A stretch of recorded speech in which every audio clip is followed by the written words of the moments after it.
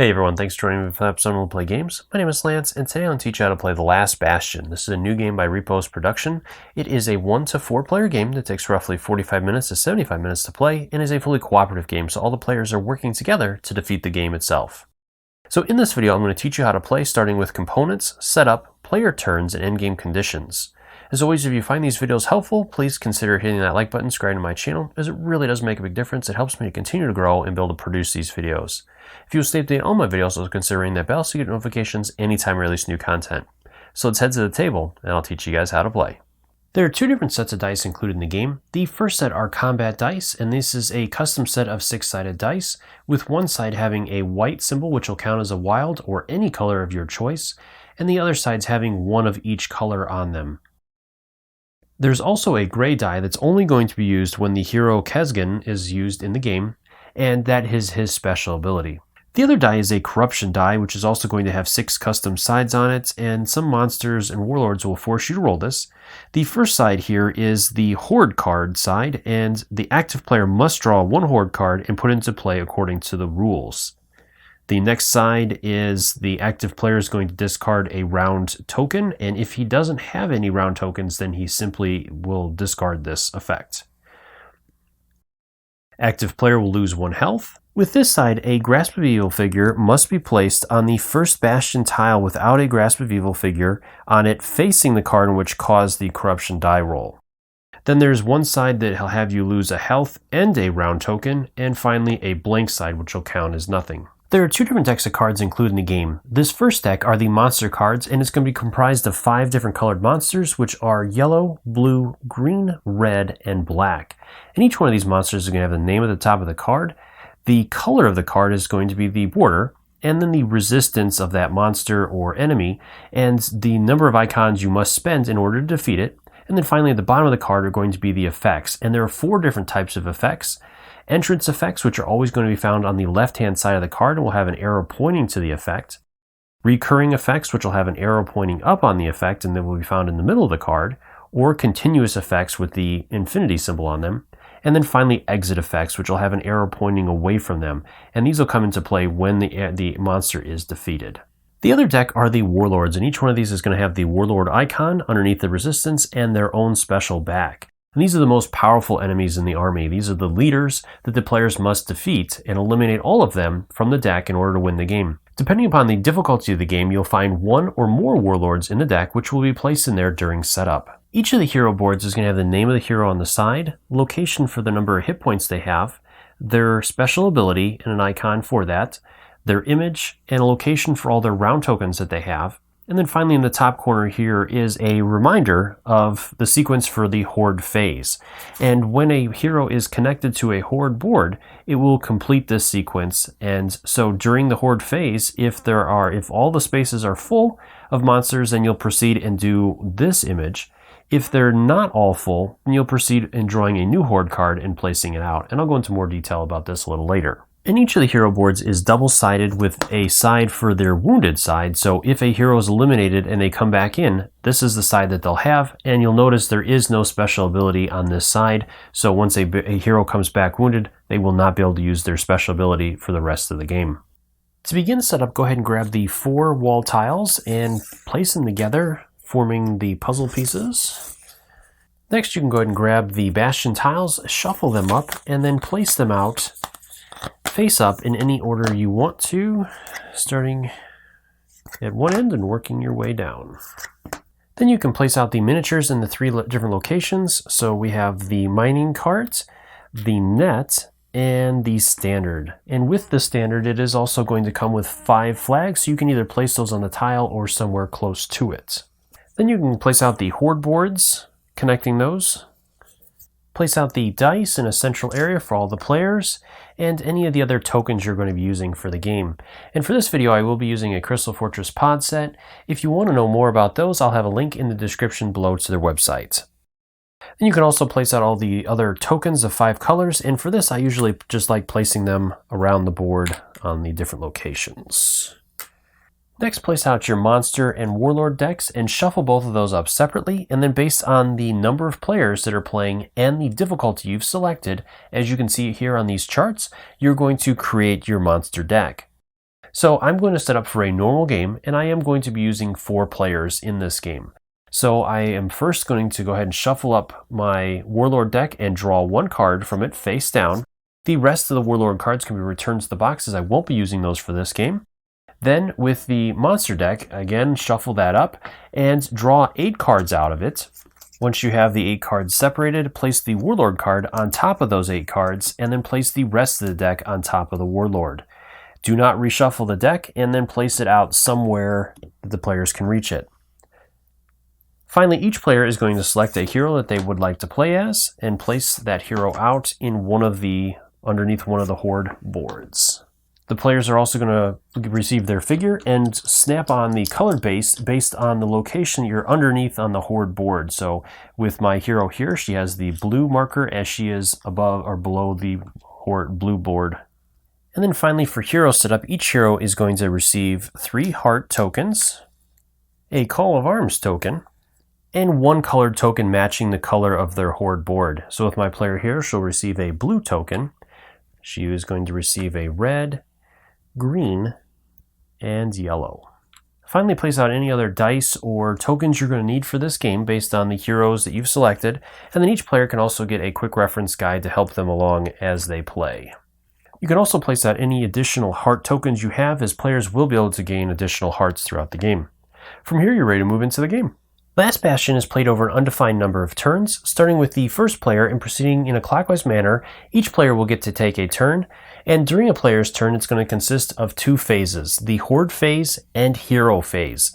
And this is going to continue until either the players have defeated the Warlord and won the game, or the players have been defeated by meeting one of the endgame conditions, which is that all the heroes have been taken out, or a 3rd Bastion tile falls under the grasp of evil, or a Horde card must be drawn while the deck is empty.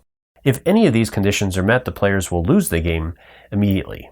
To begin the game, you're going to choose 1 player to be the starting player, and you can do this in any manner you want to. For my game, I'm going to go ahead and have Feng Li be the starting player, and from the beginning of a player's turn to the end of a player's turn, that player is going to be considered the active player, which is going to be important for a number of different effects and cards that are out there. So moving into Feng Li's turn, this is broken down into 2 phases, the Horde Phase and the Hero Phase. So moving into the Horde Phase, this is broken into 2 different steps. The first step is action of Horde cards on the active Horde board. So with our player, currently there aren't any cards out there, but for this example, I'm going to go ahead and place a couple out there to show you how this works. So some of the monster cards are going to have reoccurring effects, which you'll find in the middle of the card. And each one of these is going to have an icon, and the full descriptions for these are going to be found in the power description booklet, as you can see here. So for this example, each one of these does have a reoccurring effect that must be resolved, and as the active player, the player gets to choose the order in which these are resolved. So I could choose to roll the corruption die first or handle my other effect. So I'm going to go ahead and do that. I'm going to roll the corruption die first and see what I get. And it is -1 health. Now my character does have a special ability that allows her to reroll her combat and corruption dies, but this one is not a horrible result, so we'll just go ahead and take that. Now the other one is a Grasp of Evil figure, and this card is going to work in 2 different ways. If there is no Grasp of Evil token on here, then you're going to simply place a new one on that card. If there is already one on here when this card activates, then it's going to be placed out on the Bastion tile that it is facing that does not have a Grasp of Evil token. And from this point on, this tile's ability cannot be used unless a hero uses a Call of Arms token. And I'll go into more detail about that a little bit later in the turn. But since this card did not have one yet, so I will place one out on there. And now that I've resolved all of the effects on the cards, then I'm ready to move into step 2. The second step is resolving the action on the Horde board, and this is going to have 2 different outcomes.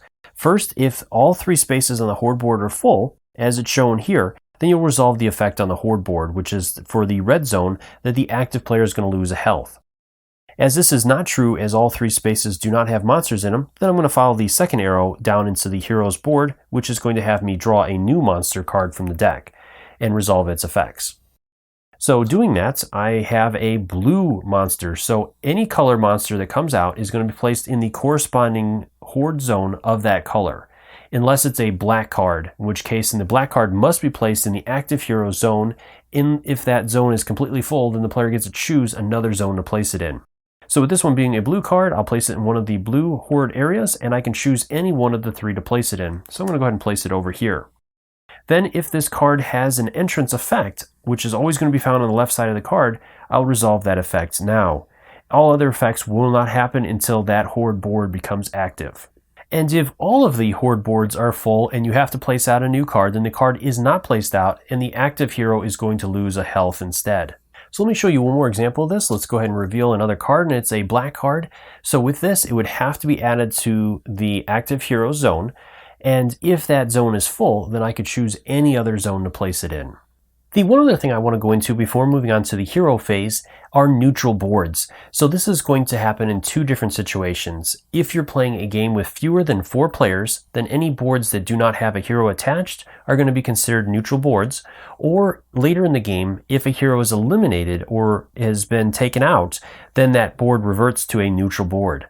And these work pretty much the same way as any other board when activating it during that first phase.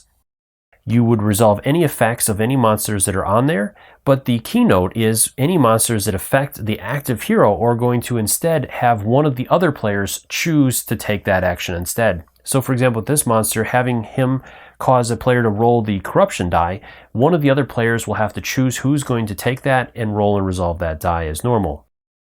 Any other effects are going to be handled just like normal, with this one adding a Grasp of Evil token onto it. And then the second phase is going to have the horde board only activate if all 3 locations are full. If that is not the case, if all 3 locations are not full, then it'll move on to the next player in clockwise order to begin their turn, as there's no player underneath this location to cause that player to have to draw a monster card.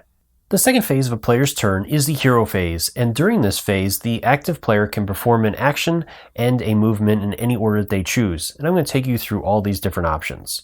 So the first thing we're going to look at is a move action, and this is going to allow your player to move from their location to one adjacent location, and they are adjacent to any location both orthogonal and diagonal to that hero. So for example, with my player, she could move from the central tile to any one of the adjacent 8 tiles around it. But let's say that she was in this tile, then she could only move to these 3 tiles here. And the action option is going to allow you to do one of 2 different actions, either to activate a Bastion tile you're currently on, or enter combat with monsters you're adjacent to. So the first thing I'm going to look at is activating a Bastion tile. So if you choose this option, you can activate the Bastion tile you're currently on, activating its ability. And all of those are going to be found in the power description manual. And the one exception to this is if a Grasp of Evil figure is on there. So for example, if my player was on this tile here, she could not activate that tile as there's a Grasp of Evil marker on there. The other option is combat, where players can attack one or more monsters that they're adjacent to. With the corner spaces, they will be adjacent to 2 different monsters or 2 different locations, and with the middle locations, they're only going to be adjacent to 1 monster. Once they are adjacent to a monster, then they're going to roll the 3 white combat dice, looking for the color of that monster. Each white symbol that they roll is a wild and can be used as any color. So with that one, I could say that it is a blue and eliminate that monster. Anytime you eliminate a monster, you're going to resolve any exit conditions that that monster has. So with this one, it does not have an exit condition, so I'll simply remove it and add it to the discard pile. Now, let's go ahead and say, for example, let's go back and say that we rolled this again, and there was a second monster here.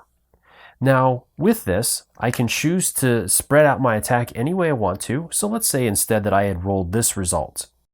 So with this, I have 1 white symbol, so I could change it to either a blue to eliminate the blue monster, or a red to eliminate the red monster.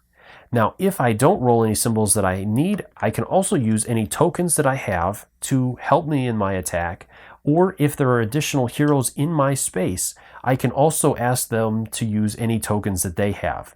So for example, let's say that the blue hero was with me, and I roll this result, I could say that I am changing it to red to eliminate this monster, and I can ask the blue player if I can use her blue token to eliminate that monster. And that player can choose whether or not they want to let me use that token. Now, one important note with tokens is that you can never give tokens to another player or trade them, but you can use them if that player lets you, if they're in the same space as you.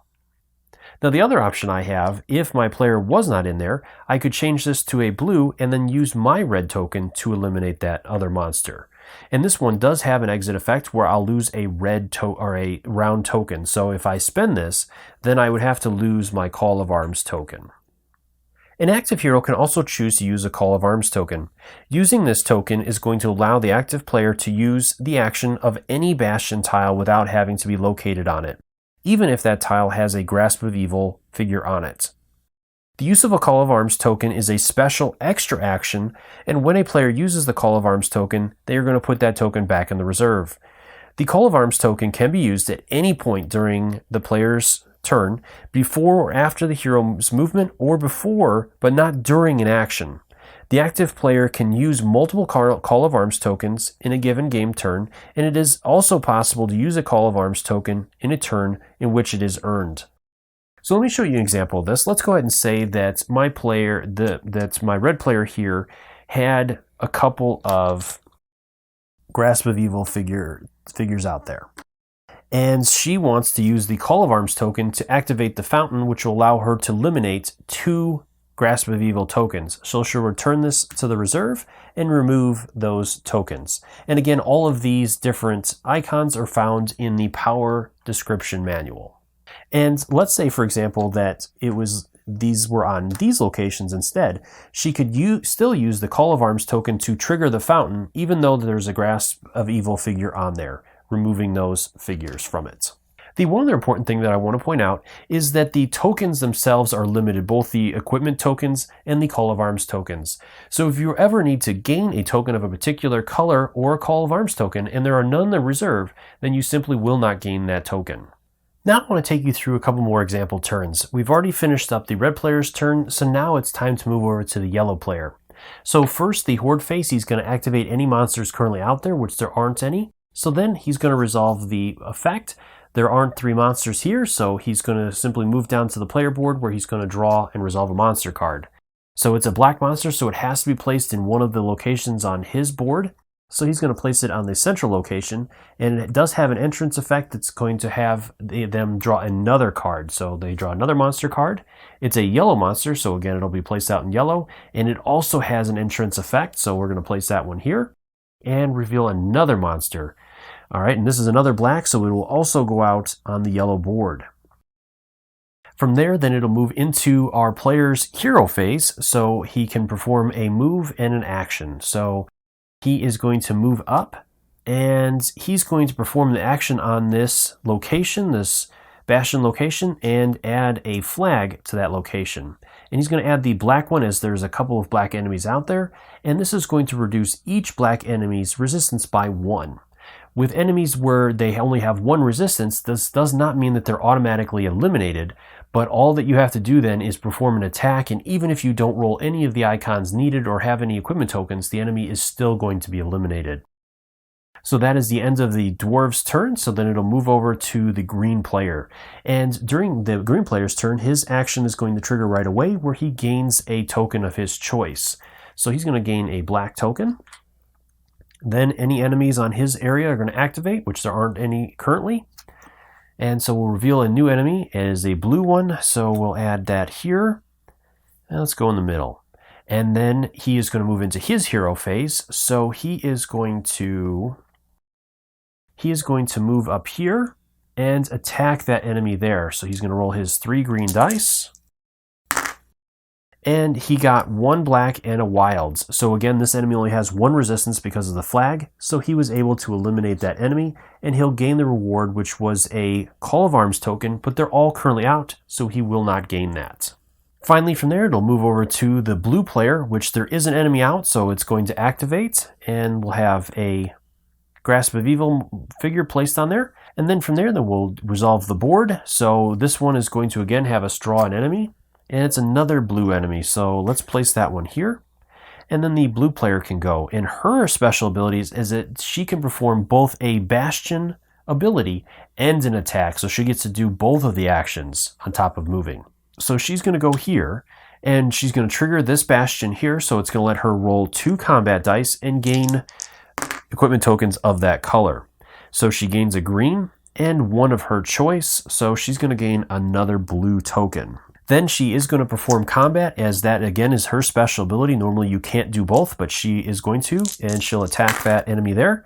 She rolled 1 white, which can count as a blue, and she has 2 blue tokens, so she'll spend those to finish off that enemy. And then she gains a token of her choice back. So she's going to go ahead and gain a blue token again. From there, it's going to move back over to the red player to go again, and we don't have any enemies out, so we'll activate her thing. So we have a new enemy coming out, and we'll place it up here.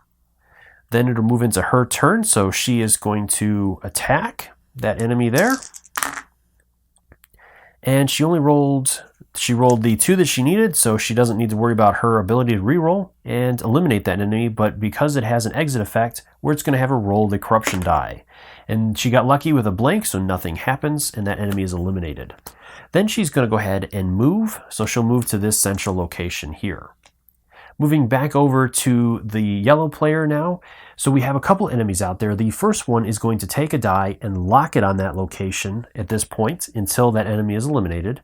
And the other enemy does not have any other effects, so then we'll resolve a new card, and it's a red enemy, so we'll place that out there. Then we'll move into the dwarf's turn, so he is going to move to this location and attack, and he'll attack both. And he rolled a red and a white, so he's going to eliminate both enemies, as the white will be the yellow and the red will be that. And his ability is that he can ignore any bad effects for exiting abilities, so that works out great in that situation. Otherwise, he would have lost a red or a round token. So from this point, the players are going to continue on until one of the endgame conditions is met. And the last thing I want to go over is wounded heroes. So when a hero loses their last hit point, so we'll say that the red hero lost her last hit point, she has been taken out. Her board is going to be separated from the Horde board. She will lose any tokens that she has, returning them to the supply, and her figure is going to be placed on her board. Now, all is not lost. Players can get a wounded player back in, so when a player moves to the dispensary and activates its ability, then they are going to return that hero to the board onto that location. The hero is going to gain 3 hit points back, and they're going to have to flip their card over to their wounded side. And they're also going to gain a Call of Arms token. Now, note that the player loses their special ability for the rest of the game. And while a player is taken out, the Horde board that they were connected to is going to be considered a neutral board until they come back in.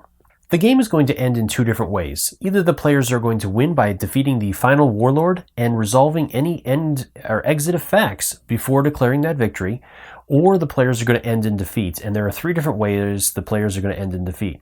If all of the players have been taken out, or if there are 3 of the Grasp of Evil figure on 3 different Bastion tiles, then the players have been eliminated, or the players need to place a new monster card or draw a new monster card, and the monster deck has been depleted completely. Any of those conditions will trigger the end of the game immediately, and the players will lose. Well, I hope you guys found this video helpful. If you have any questions or comments, leave those in the comment section below, and I'll do my best to answer them. If you found this video helpful, if you like what I do, please consider hitting that like button, subscribing to my channel, as it really does make a big difference. It helps me to continue to grow and produce these videos. And as always, thank you so much for taking the time to watch my videos and leave me feedback on them. I do really appreciate it, and I take into account everything you guys say to make the best possible videos. And until next time, I'll see you guys later.